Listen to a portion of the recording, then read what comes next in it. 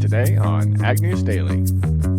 I do think that come, the first part of 2026, we're going to see a lot of conversation about MAHA in state legislation. And so it is incredibly important to not only be talking to your federal members of Congress, but exceptionally even more so your state house and state senate individuals. Well, welcome back to the weekly edition of the Ag News Daily podcast.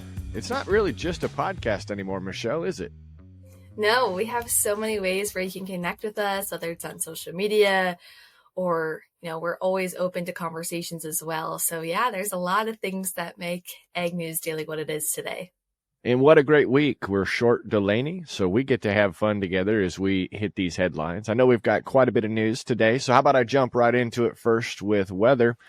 First thing, Michelle, we had great weather. A little hot out there at Husker Harvest Days last week, but overall a great trade show season wrap up. I know the Ohio Farm Science Review is wrapping up right now, and it looks like they had a little bit of rainy conditions, but ultimately a pretty good show as well. Temperatures will remain hot across the Midwest this week and into next, with some of those isolated showers developing. We'll see that in the West before they move to the East this weekend. Of course, early next week, we'll watch some slow-moving systems in some areas, particularly out in the West. We could see that heavy rainfall. That moisture may help ease some of those drought conditions and provide relief to that Mississippi River system. It will largely be unfavorable, though, for those maturing crops and harvest progress. We do see those drought concerns continuing to grow in that Mississippi River area. That river continues to drop. In 8 of the past 10 years, the river levels at the Memphis marker have fallen below the low stage. Earlier this week, the river measured nearly 5 feet below that level. NASA soil moisture data shows that most of Mississippi, Ohio, and the Missouri River basins are sitting in the bottom 2 to 10% range at a 16-inch depth. Looking ahead, though, into the end of September and parts of early October, it is shaping up to mirror the end of August and the start of September, according to Eric Snodgrass. That pattern suggests summer-like heat will continue in the central U.S., followed by a shift of building heat in the West, while cooler air will be settling into the East. Well, harvest is well underway for some producers. The USDA's latest crop conditions report shows slight changes this week, with overall progress close to the 5-year average. Corn is rated 67% good to excellent, down 1% from last week. Development is on pace, with 72% of the crop in the dent stage and 41% mature. Harvest is just getting underway, with 7% completed, according to that report that was released earlier this week. So I feel like we're going to have significant changes to next week. Soybean conditions slipped to 63% good to excellent, also down 1 point from the previous week. About 41% of soybeans are dropping leaves, and 5% have been harvested so far. Meanwhile, spring wheat harvest is 94% completed, right in line with the seasonal average. I know here in Wisconsin, Tanner, the soybeans very much drying off really fast. Corn is as well. Where are you at in Iowa? Yeah, it's been some of the similar here with the breeze and warm temperatures. Everything's drying down quickly. And we did see, coming from Farm Journal's field agronomist Ken Furry and Missy Bauer, they've been stating here that some growers should consider combining fields at 13% moisture or even higher to avoid yield losses caused by drying down too quickly in these current weather conditions. They're warning that this rapid dry down across the Midwest is causing soybeans to lose moisture faster than expected. The latest drought monitor, like we just discussed, released on September 11th, shows that nearly 1/4 of all soybean acres are facing some extreme dryness or drought. Berry and Bauer caution that waiting too long could leave farmers harvesting beans at lower than desired moisture levels, which could take a significant toll on yields, as most of our listeners are aware. Well, in the ag policy arena, the Trump administration is weighing whether to provide additional aid to farmers this fall. Agriculture Secretary Brooke Rollins said earlier this week on Monday that officials are monitoring markets daily and working with Congress to determine how much support might be needed this fall, stating that at a meeting of the National Association of State Departments of Agriculture in Rogers, Arkansas. Senator John Bozeman of Arkansas says he's talking with both colleagues in the administration about what he calls dire circumstances in rural America, adding that everything remains on the table when it comes to farmer assistance. Rollins' comments come as Chinese buyers have yet to purchase U.S. soybeans this season, despite stronger yields compared to last year. Analysts say soybeans are being used as leverage in China's ongoing trade negotiations with the Trump administration. Certainly, we're continuing to talk about week after week. No soybean spots from China yet. What does this mean as farmers harvest those soybeans? Hopefully, some news to come in the weeks ahead. We're also looking for some news on the corn front. The National Corn Growers Association was joined by 17 other state groups, sending an open letter earlier this week to top Democratic and Republican leaders urging the passage of the nationwide Consumer and Fuel Retailer Choice Act of 2025. This legislation would expand consumer access to E15, a fuel blend with 15% ethanol, by lifting the summer driving ban.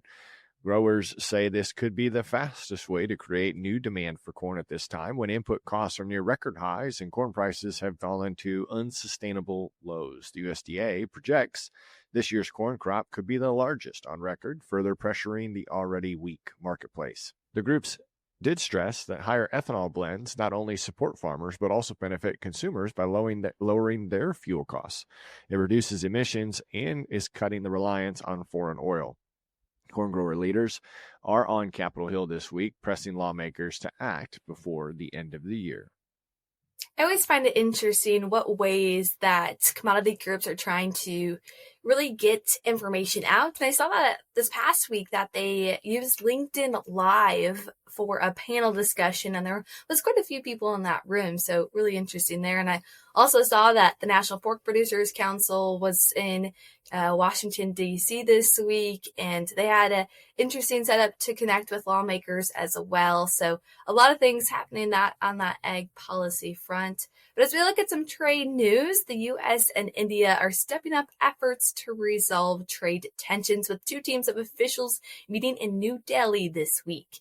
India's chief negotiator, Rashish Agrawal, says the talks will help decide the future course of negotiations following last month's U.S. decision to double tariffs on Indian imports to 50%, the highest in Asia in response to trade barriers and India's continued pressures of Russian oil.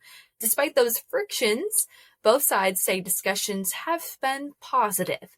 Leaders from Washington and New Delhi have also signaled closer alignment on ending Russia's war in Ukraine, and negotiators pledged this week to intensify efforts to reach a trade deal quickly.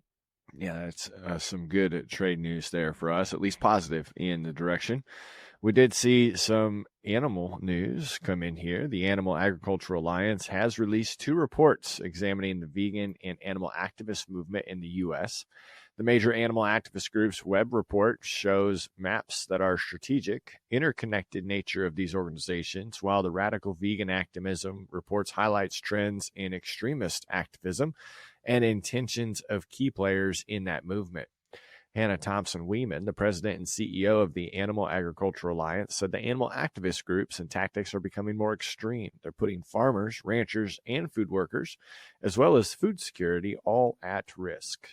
They even added that groups that appear moderate share that same core mission, to eliminate animal agriculture and remove a nutrient-dense food group from the menu. The reports show that nearly 1 in 4 extremist attacks target farmers and food workers, with 189 incidents in agriculture and 62 in food service in 2024. This included vandalism, animal theft or release, trespassing, and even arson. The updated Major Animal Activist Groups web also details the financial power that these organizations have, collectively generating more than $865 million annually to fund these anti-animal agricultural campaigns. The report notes the increasing legal collaboration between groups, including efforts to appeal convictions of activists. So good to know we've got a couple of folks here and groups, Michelle, that are paying close attention to the attacks and types and direction, so we can hopefully stay on top of them from our side. Yeah, absolutely. It's interesting to see that report and that group continue to really see what is happening on that front and to have someone do it. Continuing on that animal news, while the USDA reports show the smallest U.S. herd in history in cattle and continuing tightening numbers on feed, analysts predict producers have not experienced the highest cattle prices yet. That's crazy to even think about. The U.S. beef cow herd has fallen into its lowest level since 1962, according to Drover, signaling what could be the bottom of the current cattle cycle. Tight supplies are helping drive the strong price producers they're seeing today. For Troy Rowan, assistant professor at the University of Tennessee, says for calf producers right now, things are as good as they've probably ever been. South Dakota cattleman Ken Odie agrees, but notes that inflation quickly eats into profits, making long-term gains harder to secure. Despite strong prices, the beef industry is not in herd expansion mode. Weber says producers are hesitant to retain heifers because of high costs and economic uncertainty. He's a senior animal protein analysis at Terrain. So what will continue to happen on that cattle front? I know that there are some producers. Why not sell right now? Prices are really good. But it's really that value of family farming, I think, that continues to keep it in. So it's just interesting just to see that chatter on social media. Yeah, staying in the livestock side of things for news, Nebraska officials have confirmed a case of the state's first H5N1 avian flu detection that was found in a dairy herd earlier this week, marking the first known occurrence in the state. The herd was in central Nebraska. Federal labs confirmed the virus is similar to the strain that previously affected a herd in California. Officials say that the cattle are at low risk of death with proper care, and affected herd has been quarantined.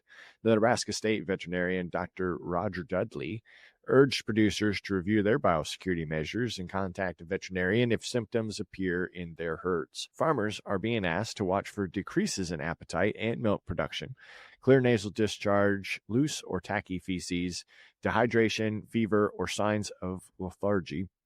The state emphasizes early detection and proper care will help prevent further spread. 18 states have reported this in dairy cattle since 2024, with 1,790 total affected herds. The detections dropped sharply over the warm weather months, with no confirmations in more than 30 days. However, the H5N1 outbreaks in poultry have been over the rise in the past few weeks, especially involving some flocks in South and North Dakota. So we'll continue to keep an eye on that, and I'm sure we will get plenty more reports, unfortunately, of where that is found. Yeah, with Wisconsin being one of the largest dairy states in the nation, we have yet to have H5N1 in our dairy cattle, knock on wood. But to hear some other states that are getting it, what their approach is just continue just to be interesting of what this disease means for the industry. But here's a piece of news, more on the consumer news front, but what it means for the cattle industry in one large food chain. McDonald's is making its largest U.S. investment yet in regenerative agriculture. The fast food giant announced a $200 million 7-year commitment to support cattle ranchers adopting conservation practices. The initiative, called the Grassland Resilience and Conservation Initiative, follows similar McDonald's-backed projects on potato farms in Canada and Europe. The company is partnering with the National Fish and Wildlife Foundation, which will oversee and award competitive grants to organizations working directly with ranchers. Some McDonald's suppliers, including Cargill, Golden State Foods, Lopez Foods, OSI, and Coca-Cola, are also contributing funds. The first round of grant awards is expected in January. The company further states in the press release that regenerative agriculture looks like to them rotating cattle to restore grasslands, aiming to conserve water, improving soil health to reduce reliance on synthetic fertilizers.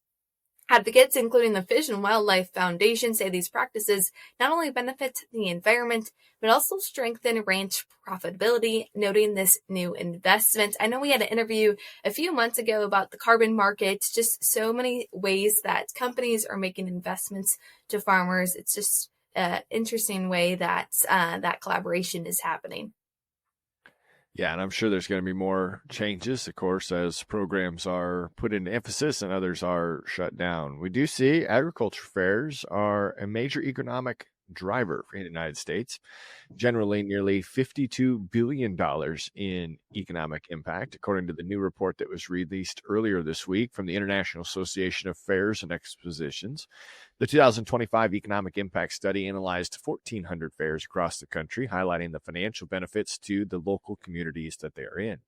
David Grindle, the president and CEO of the association, told Brownfield that the fairs contribute both directly and indirectly, stating that, look how much money the fair and fairgrounds spend locally, and that the attendees will spend in the community at and around fair time.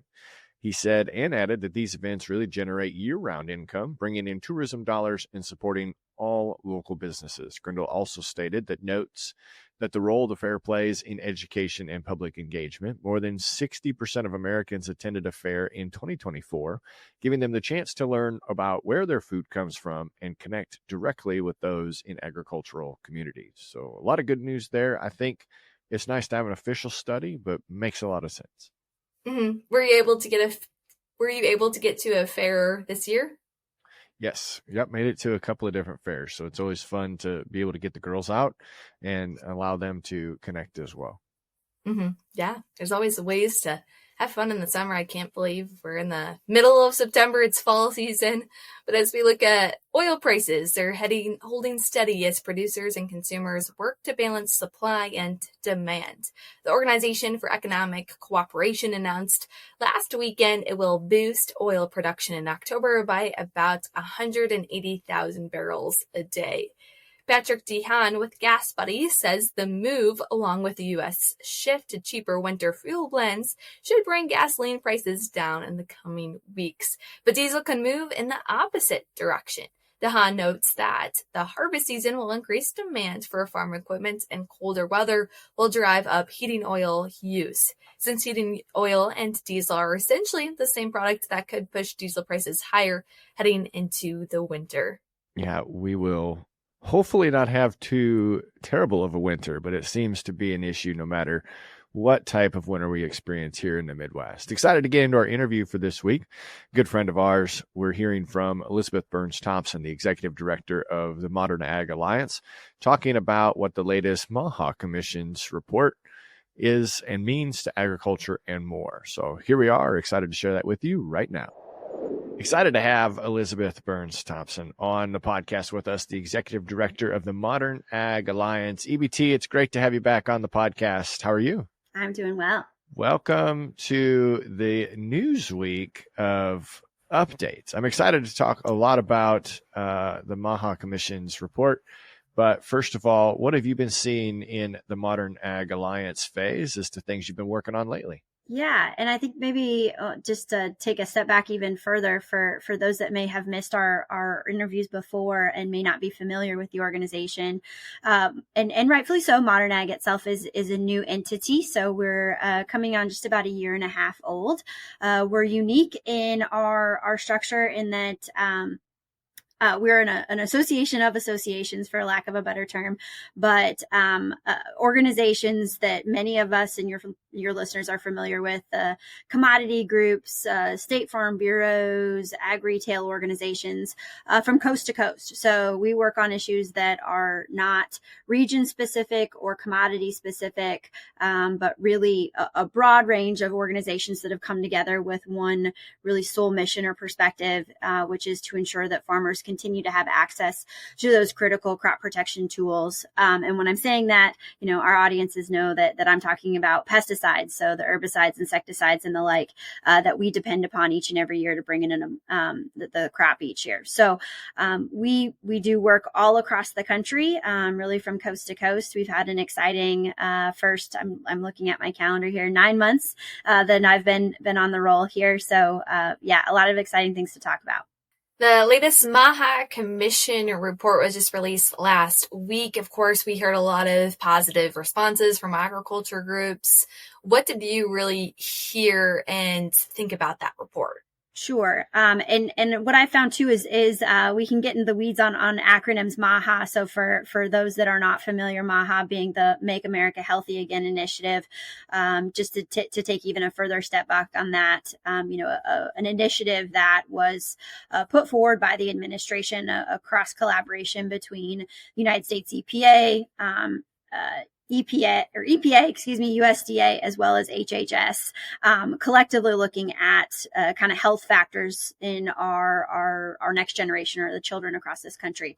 Unfortunately, earlier this year, we got the first wave of their report, or their first report that really drew some challenging conclusions for production agriculture, especially with the dialogue that was included in there about pesticides specifically, going so far as to call out even specific active ingredients as points of concern. I will say now that we've gotten the second report finally released by the administration, I feel like the voice of the American farmer really was heard. So I will give kudos where credit's due. And I do think that they spend some time going out and truly figuring out what we do in production agriculture, how we do it, and why we do it.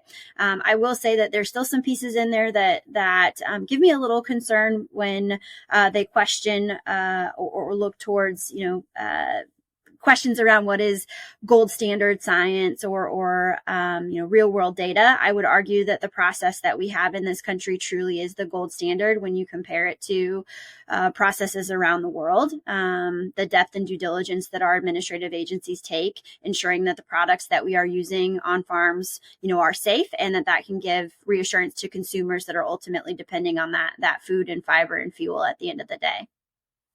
So did that report include an emphasis or a focus on technology to help verify some of those things you're concerned about? Yeah, we saw that definitely lean into some technology on, encouraging even more precision tech.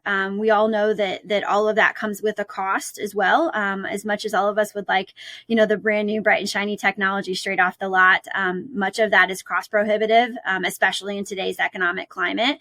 And so I think it does recognize that it's not just the efficacy of the tools itself, but also partnered with technologies that are utilized as part of that. So, precision when it comes to spraying technology and other types of practices in agriculture are part of the bigger picture. And I think that is a testament to the administration and all of the organizations that were part of that commission, taking a bigger picture look and a broader understanding of what modern day agriculture is. Us on this, as well as your listeners, I think sometimes we take for granted that, we came up and around, production ag. So we know what it's like to put in a crop each spring. We know what it's like to take out a crop each fall, and we know how we do things and why we do things. And that's something that there's a lot of folks, in our nation's capital and our state capitals that are making critical policy decisions that just don't have, the benefit of having been around that. So it's not intuitive to them. So I would leave this as a call to action also for farmers that are listening, that, we've been talking about it for a decade plus that I've been in this space, how important it is for farmers to tell their story. And that couldn't be as more true today as it was, before. Now, it's a 73-page report. Take some of those takeaways that you had as a group and share with farmer listeners that maybe haven't read the full report. Sure. So, at a high level, the second report was much shorter than the first one we got earlier this spring. We knew that was likely to be the case, as the first one was meant to be a bit more analytical about what are some of the drivers, that they identified to some of our healthcare epidemic, that we have in this country, especially with the next generation. The second wave, or what we've now seen in the second report, meaning, tactics. So what do we do about it? What do we moving forward. And so I think that's, as Tanner mentioned, going into what are real world next steps. And so looking at where precision technology can come into play. And it does recognize to a certain extent that we have a robust regulatory process that can provide those assurances for consumers that, when farmers are utilizing these tools as part of a production practice in a growing season, that is safe and it's resulting in a safe product when they go to the grocery store each year or each day. Excuse me. I think along that, just to further bridge, we're continuing to work out in DC on a variety of things and, continuing to provide some clarity and consistency around pesticide labeling, which is, the key part of the regulatory process around pesticides. And so, we've not taken our foot off the gas as it relates to some of that outreach activity in DC. I always applaud and appreciate those that go through these reports because I can't remember the last time I read a 73-page book, let alone a 73-page report. So I appreciate those high-level synopses of what's included. What do you think this means for the future? What's this going to do for your role in the team at Modern Ag Alliance to help make sure that the next steps are achieved? Sure. So, I think that while this was a federal commission done with federal agencies at a federal level, a lot of what we work on at Modern Ag is at the state level. So I spend, a good chunk of the first chunk of my time with Modern Ag in state capitals, really all across the country, working on state policy initiatives. I do think that come, the first part of 2026, we're going to see a lot of conversation about MAHA in state legislation. And so it is incredibly important to not only be talking to your federal members of Congress, but exceptionally even more so your state House and state Senate individuals, because there's a growing conversation, a growing movement to look at tactics and ways where MAHA-based policy initiatives can find their way into state capitals. And no discredit to the initiative. I think the underlying goal of making the general public healthier, taking steps towards that is important, and something I think we can all agree to. It's some of those tactics that are attached to that I think could raise some questions for production ag. We saw that transpired a little bit earlier this year with some initiatives that were put forward in a few southern states that would have changed the way that food labels are made up in relation to critical chemistries like glyphosate or atrazine and others that may have necessarily need to have been part of a food product label, which we would argue goes a step too far. That is not a food ingredient by any means. And so I am a bit concerned about what we will see at the state level moving forward. But again, that's something that our team and our initiative is gearing up for. We've played quite a bit of offense in terms of putting forward some legislative solutions for existing problems that we were looking to solve. But I think we'll also be playing some defense in places where we'll need to explain processes and do our due diligence with state lawmakers. As you talk about your role is in part at the state capitol level, what is some of that legislation that you have been really watching these past few months and engaging in? Sure. So most of the state legislative bodies across the country have concluded for 2025, but conversations are already starting for what does 2026 look like. And so, we will continue in some certain states where we have started some of those legislative endeavors. So we were able and very pleased to share that, we got a couple of the bills we were working on this year across the finish line, most notably up in North Dakota, as well as down in Georgia.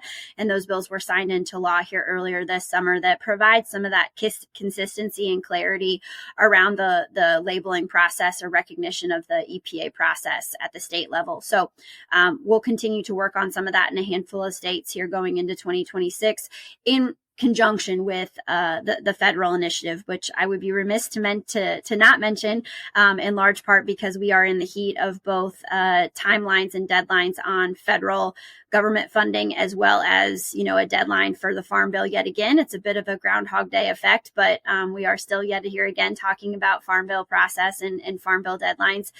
We are fortunate that G.T. Thompson, or the chairman of the House Ag Committee, has said that labeling clarity, specifically pesticide labeling clarity, is one of his top 3 priorities for Skinny Farm Bill or Farm Bill 2.0. And so that is very positive for us. And we're going to continue to make sure that, members of Congress recognize the importance of that as part of, if the wheels begin turning again on a Farm Bill conversation yet this year. Well, I was just looking at the Modern Ag Alliance website, modernagalliance.org, and it looks like there's a great way to keep up on a lot of these things that we've discussed here on the interview today. How best, Elizabeth, do you suggest listeners keep tabs on things, or if they want to support, do that? Absolutely. So as you mentioned, thank you for that plug. Our team spends a lot of time on the website and in our outreach materials. So modernagalliance.org. We have a wealth of resources, a way to keep in touch with us, as well as a portal for you to very easily send a letter to your elected officials. And that's, federal level, state level, to make sure that they're hearing that constant drumbeat of the importance of these tools and critical chemistries. And then from there, we'll make sure we keep in touch with you once you share your information. We also have an incredible online social media presence, so please encourage folks to follow along with us there as well. And we're also been out and about at many of the farm shows throughout the summer months, and hopefully in partnership with many of the organizations that farmers are members of or part of as part of our membership as well. Well, we always appreciate it when you can jump on and share your insights with our audience. It's been much appreciated again. Can't wait to do it until next time. So thanks for being a part of the show, listeners. That was a great interview to share with you. Well, thanks for Elizabeth for joining us on this week's podcast. But as we look at the fertilizer news, prices are climbing again, though they haven't hit the record highs seen in 2022. Faith Brom, an economist with the American Farm Bureau Federation, says products like phosphates are seeing notable increases, with markets showing significant volatility. In Illinois, USDA data and University of Illinois Farm Doc analysis show prices are 6% to 20% higher than early fall 2024. High yields just mean more nutrients were removed from the soil, and replacing them for next year's crop will come even at a higher cost, they predict. Parham points to 2 main factors driving costs: energy prices, particularly for nitrogen fertilizers that rely on natural gas, and geopolitical disruptions affecting global production. She advises producers to monitor the market closely and remain flexible, stating being aware and planning for this volatility will help manage input costs across the board, she says. Lawmakers are also taking notice. Senators Chuck Grassley, a Republican in Iowa, and Tammy Baldwin, Democrat in Wisconsin, and Joni Ernst, Republican also in Iowa, have reintroduced bipartisan legislation, the Fertilizer Research Act, to address soaring fertilizer costs. The bill would direct the USDA to study competition and pricing trends in the fertilizer market and issue a public report within a year examining factors like market concentration, import reliance, tariffs, and emerging fertilizer technologies.